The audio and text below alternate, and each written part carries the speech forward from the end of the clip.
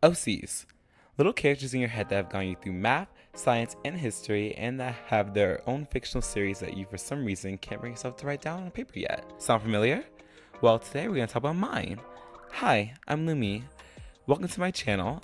As I said, I'm going to be officially talking about my OCs and their lore. My characters are a part of a bigger project that I've been working on for years called Brindlewood, which is a fictional secluded city. All of these drawings are from my Artfed account, so I have rough sheets for people. I'm going to be including these 6 and a few other characters as well, including Layla, and I will link my account in the description below. With that being said, let's jump right into it, I guess. We'll be starting with the main girlie, Maya. She is a 15-year-old Indian American who recently moved to Brindlewood for her dad's job. She has severe social anxiety, like think Fluttershy, but with panic attacks. And her favorite thing to do is just sit in the library. Sometimes she reads, sometimes she just sits with her thoughts. She likes the quiet since no one really goes to libraries anymore. She's also kind of boring as a character because I haven't gotten to writing a lot about her yet. But in short, her parents are pretty neglectful of her and her little brother Ishan. Her father's a doctor and her mother is a published author. Because of this, Maya usually has to look after her brother, which is a problem since he's very hyperactive and Maya hates going outside.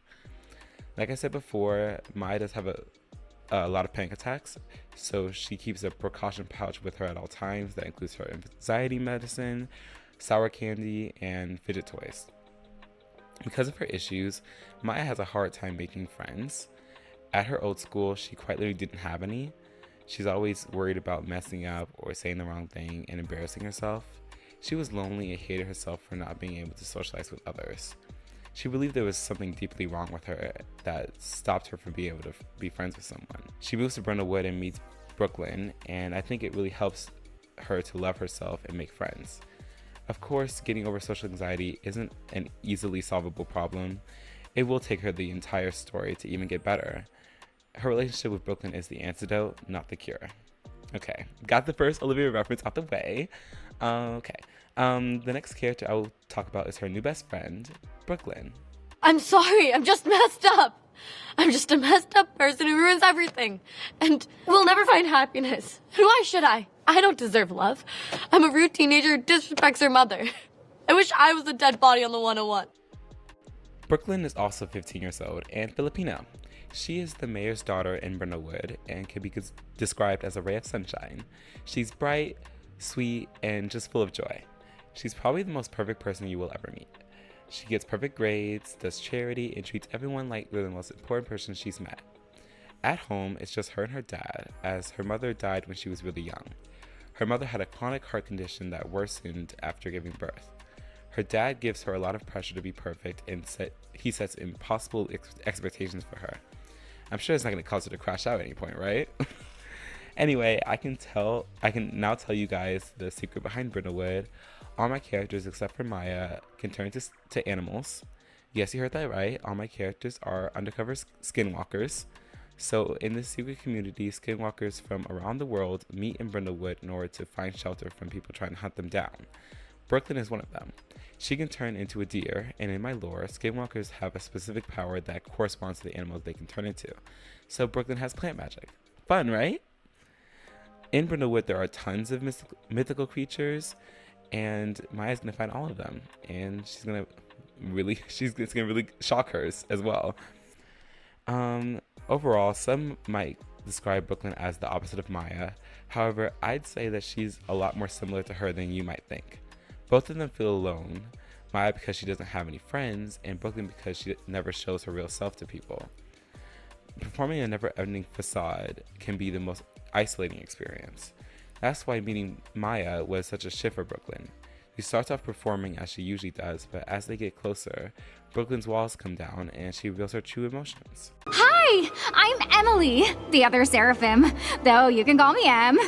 Emmy. E. Whatever you want. I go by whatever. Welcome to heaven. The next character is April. April is also 15 years old, as most of my characters are, and her animal is a bunny. And her power is that she can multiply. She is African American and her family is from South Africa. She has tons of brothers and sisters, so many in fact, that her parents just started naming their children after the months that they were born, because they couldn't think of any more names. Like Maya, she kind of gets the neglected child experience, except in April's family it's more expected since she does have 10 brothers and sisters, while Maya is just her and her brother. She's on the younger spectrum, but is still in the middle, so her parents tend to focus on the younger siblings and gush over the older ones. The neglect doesn't affect her as much as it does Maya, though, and so she's pretty okay with how her family dynamic is. She's very impulsive and emotional and has a lot of anger issues. She's the friend who seems to curse at almost every instance. Now, getting to some trauma, ever since she was little, April has had problems with her body and her weight. She has really bad body dysmorphia, even though she isn't considered fat for her size. She constantly compares herself to others and will stare at the mirror for hours, shaming herself.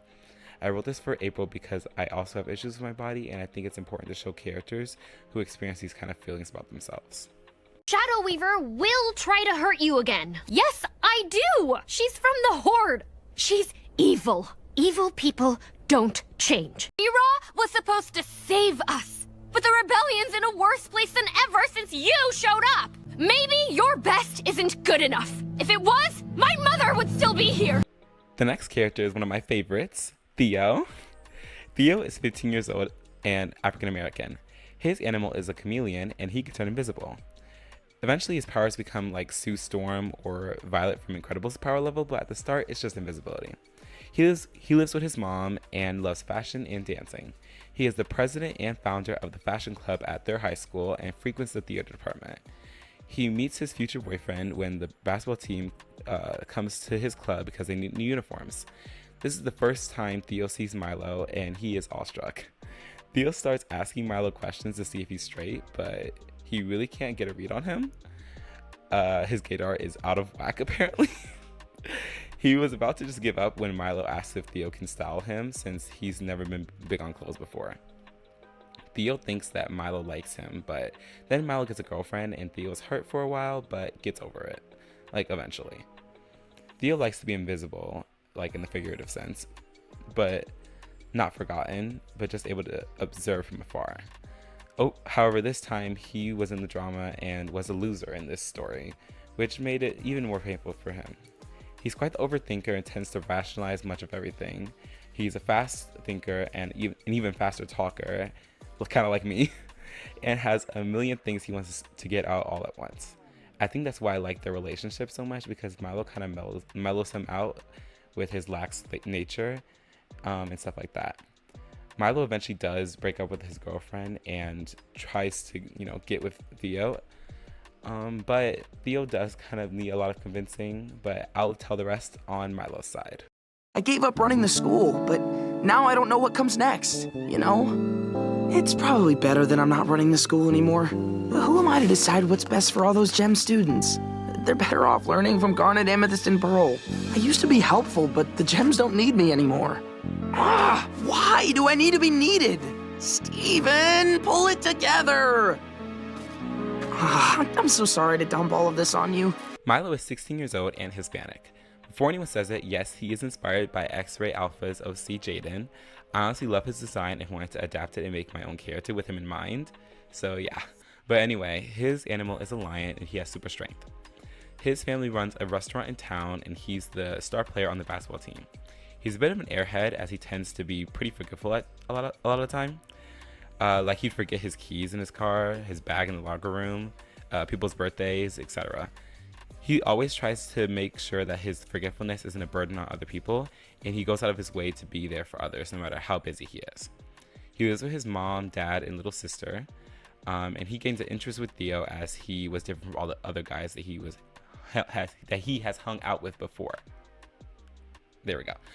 He's always been friends with the jocks and stuff, but Theo was a lot smarter, sensitive, and emotional than those guys. Theo never talked about his sexuality because usually people just assume he's gay anyway. However, Mylo might be the most oblivious person in the world because he didn't think that when he first met Theo. He just thought that he was more level-headed than most guys. Mylo really puts Theo on a pedestal and thinks very highly of him. He does end up realizing that he has a crush on Theo, also finding out that he's bi, but doesn't know how people react to him liking guys, so he hides it. He unintentionally leads Theo on as he does continue to get closer to him and get to know him more, which just ends up confusing Theo. Eventually, a girl asks Mylo to be her boyfriend, and he accepts since she was popular and it felt like it made sense. He did end up dumping her though, since she ended up being the type of girl who talked about people behind their backs and was just in general bad news. He finally calls it quits when he heard her saying bad stuff about Theo. At this point, he realizes that he wants to be with Theo instead, so he asks Theo to be his boyfriend. An insecurity that Mylo has is that he feels that he is never enough in his relationships with others, like he can never be fully present or what someone needs. He's always skirting on the line. Being with Theo, who constantly reassures him and relies on him being around in any way, fills up that need to be enough for someone. For a quiet guy, you can be really funny sometimes. So, you and Donna are dating now, huh? You're that couple everyone's talking about, aren't you? Fooling around on the stairs? I'm happy for you two. If Anna found a guy she likes, then I'm glad to hear it. Okay, so I forgot to press record on her time lapse, so thankfully I don't have much to say for her. Lastly, we have Aaliyah. Aaliyah is also 15 years old, and her animal is a black panther. Her power is super speed. She was diagnosed with autism when she was really young, and all her friends know this about her. She tends to keep to herself a lot of the time, but truly cares for all her friends. She's the brutal honesty friend who will tell it like it is in order to help you out. She often can't read social cues, so her friends tend to have to remind her that there's a time and a place. Her and Maya relate a lot to each other, as they both don't really get kids their age. Maya because she's scared of people and embarrassing herself, and Aaliyah because she just doesn't like being around others a lot of the time. Aaliyah longs for someone who can understand her and be okay with all her quirks, which she does end up finding in Layla, who seemingly just always knows what she needs and wants at all times.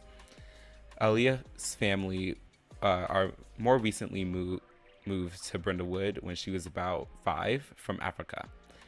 Writing a character with autism is something I take very seriously and want to get it right.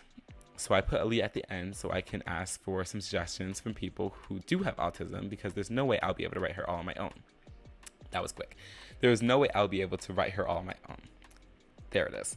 So leave your tips and experiences down in the comments, because I really would appreciate it. When I run, time seems to flow especially slowly.